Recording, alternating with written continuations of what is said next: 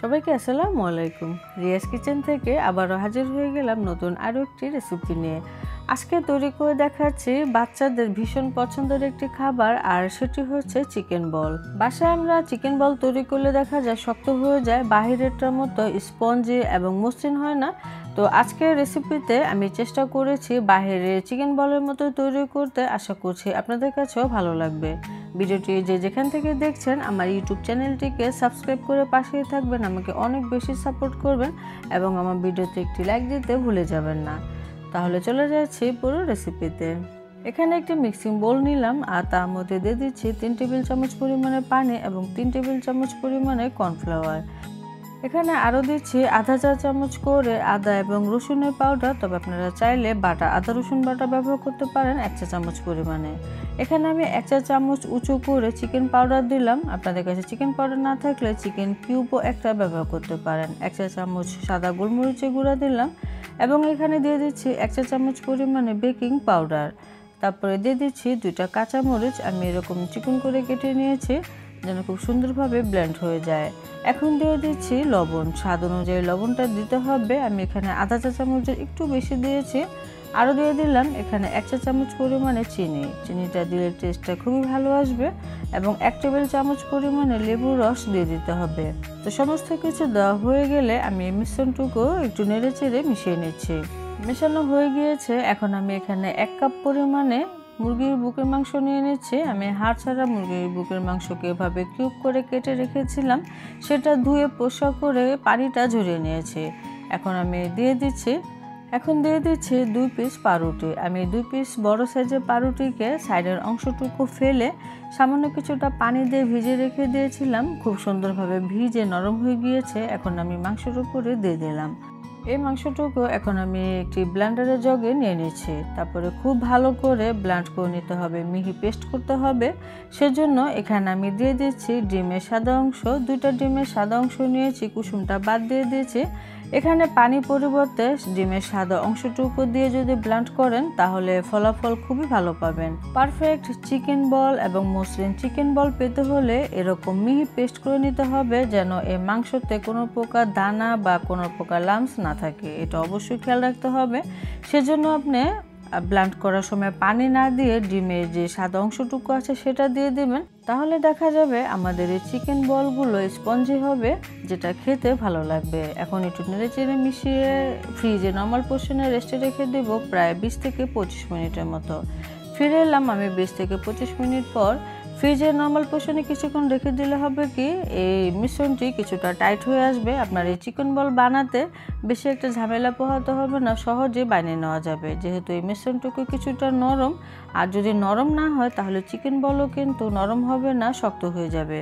আমি এখানে সামান্য কিছুটা চিলি ফ্লেক্স মাখিয়ে নিয়েছি, তবে এটা অপশনাল, আমি দেখার সৌন্দর্যের জন্য দিলাম। এখন আমি হাতে 1 টাইমে একটি গ্লাভস পরে নিলাম এবং সামান্য কিছুটা তেলও মিশিয়ে নিলাম। চামচও কিছুটা তেল মিশিয়ে নিয়েছি। হাতের কাছে গ্লাভস না থাকলে পরিষ্কার পলিও ব্যবহার করতে পারেন, কোনো সমস্যা নেই, বা হাত দিয়েও বানিয়ে নিতে পারবেন। আমি হাতে কিছু পরিমাণে মাংসের পুর নিয়ে নিলাম, তারপর এভাবে চেপে চামচ দিয়ে কেটে নিচ্ছি। তো চামচ দিয়ে কেটে নেওয়ার পরে সরাসরি গরম পানিতে দিয়ে দিতে হবে। আমি প্রথম থেকেই কিছুটা গরম পানি বসিয়ে রেখেছিলাম, চুলার জালটা মিডিয়ামে আছে। তো হাতের মুঠে হালকা কিছুটা চাপ দিলেই দেখা যাবে কিছু পরিমাণে মিশ্রণ বের হয়েছে, আর চামচ দিয়ে এভাবে গোল করে কেটে কেটে নিয়ে পানিতে ছেড়ে দিতে হবে। এভাবে করে আমি সবটুকু চিকেন বল তৈরি করে নিয়েছি। তো চিকেন বলগুলো আমি কিছু পরিমাণে দিয়েছি, তারপরে উঠিয়ে নিব। তবে বেশি একটা এখানে জাল দেওয়ার দরকার নেই, তা না হলে শক্ত হয়ে যাবে। তো যখনই দেখা যাবে চিকেন বলগুলো পানির মধ্যে এভাবে ভেসে উঠেছে, প্রায় 4 থেকে 5 মিনিটের মতো হলেই হবে, এর মধ্যেই ফুলে উঠবে, তখনই আমি এগুলোকে নামিয়ে নিব। এই পর্যায়ে যদি আপনারা চিকেন বলটা বেশি সেদ্ধ করে ফেলেন তাহলে চিকেন বল কিন্তু পরবর্তীতে শক্ত হয়ে যাবে, যেটা খেতে মজা লাগবে না, স্পঞ্জিও হবে না। তো সবটুকু চিকেন বল আমি এভাবে করে বানাবো আর পানিতে হালকা করে সেদ্ধ করে নিব। তো সবটুকু চিকেন বল আমি ঠিক একইভাবে বানিয়ে নিয়েছি। এখন এই চিকেন বলগুলোকে ঠান্ডা করে নিতে হবে। আমি একটি কাছ থেকে দেখাচ্ছি আমার এই চিকেন বলগুলো কতটা স্পঞ্জি হয়েছে, আপনারা দেখে নিশ্চয়ই বুঝতে পারছেন। এটা ভেতরটাও কিন্তু খুবই মসৃণ হয়েছে, আমি কেটেও আপনাদের সাথে শেয়ার করব। তো বাহির থেকে যে স্পঞ্জি চিকেন বলগুলো আসলে আনি সেটাই করার চেষ্টা করেছি। জানি না কতটুকু সফল হয়েছি। আপনারা তৈরি করলে অবশ্যই কমেন্টে জানাবেন আপনাদের চিকেন বলগুলো কেমন হয়েছে এবং খেতে কতটা মজার হয়েছে। আমি ভিতরটা একটু কেটে শেয়ার করছি। ভিতরটা কিন্তু খুবই মসৃণ হয়েছে, আপনারা দেখে নিশ্চয়ই বুঝতে পারছেন। আপনারা চাইলে এই পর্যায়ে এগুলোকে ফ্রোজেন করতে পারেন, যখন ইচ্ছে বের করে হালকা কিছুটা ফ্রাই করে নিলে হয়ে যাবে। আমি এখন এই চিকেন বলগুলো ভেজে আপনাদের সাথে শেয়ার করছি। চুলায় একটি ফ্রাই প্যান বসিয়ে দিয়েছি। এখন এখানে আমি পরিমাণ মতো তেল দিয়ে দিলাম। আমি এখানে প্রায় 5 থেকে 6 টেবিল চামচের মতো সয়াবিন তেল দিয়ে দিচ্ছি। আমরা বাইরে থেকে যে চিকেন বলগুলো কিনে নিয়ে আসি সেগুলো কিন্তু ডুবো তেলে ভেজে থাকে। আপনারা চাইলে ঘরেও ডুবো তেলে ভেজে নিতে পারেন, তবে আমি এরকম মিডিয়াম তেল দিয়েছি, এটার মধ্যে ভেজে নিচ্ছি।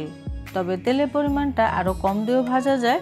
বেশি সময় নিয়ে ভেজে নেওয়ার কোনো দরকার নেই, এগুলোকে হালকা কিছুটা ভেজে নিলে হয়ে যাবে। হালকা এরকম যখন কালার চলে আসবে প্রায় 4 থেকে 5 মিনিটের মতো ভেজে নিলে হয়ে যাবে। আমি তুলে নিলাম। এই তেলেও যদি বেশিক্ষণ ভেজে নেওয়া হয় তাহলে উপরের লেয়ারটা শক্ত হয়ে যাবে, যেটা পরবর্তীতে খেতে ভালো লাগবে না। আমি সবগুলো চিকেন বল ঠিক একইভাবে হালকা করে ভেজে নিয়েছি। এখন একটু শেয়ার করছি আমার এই চিকেন বলগুলো ভাজার পরে কেমন হয়েছে। চিকেন বলগুলো কিন্তু খুবই স্পঞ্জি হয়েছে। আপনারা অবশ্যই ঠিক এভাবে একবার ট্রাই করে দেখবেন কেমন হয়, আর আমাকে অবশ্যই কমেন্টে জানাবেন। তো বাচ্চারা তো বিশেষ করে বেশি পছন্দ করে যদি এভাবে সাসলিকের কাঠির মধ্যে এই চিকেন বলগুলোকে গেঁথে নেওয়া হয়, তাহলে তাদের খাওয়ার আগ্রহটা আরও বেড়ে যায়। তো এভাবে করে আপনারা পরিবেশন করতে পারেন বা এমনিতেই খেতে পারেন। আর এই চিকেন বলগুলো টমেটো সস বা মেয়োনেজের সাথে কিন্তু খুবই ভালো যায়। আমি এখন পরিবেশন করলাম। তো খেতে তো অসম্ভব মজার হয়েছে, আপনারা ট্রাই করবেন আর কমেন্টে জানাতে পারেন কেমন হলো। ভিডিওতে একটি লাইক দিতে ভুলে যাবেন না। সবাই অনেক বেশি ভালো থাকবেন, সুস্থ থাকবেন। আজকের মতো বিদায় নিচ্ছি। আল্লাহ হাফিজ।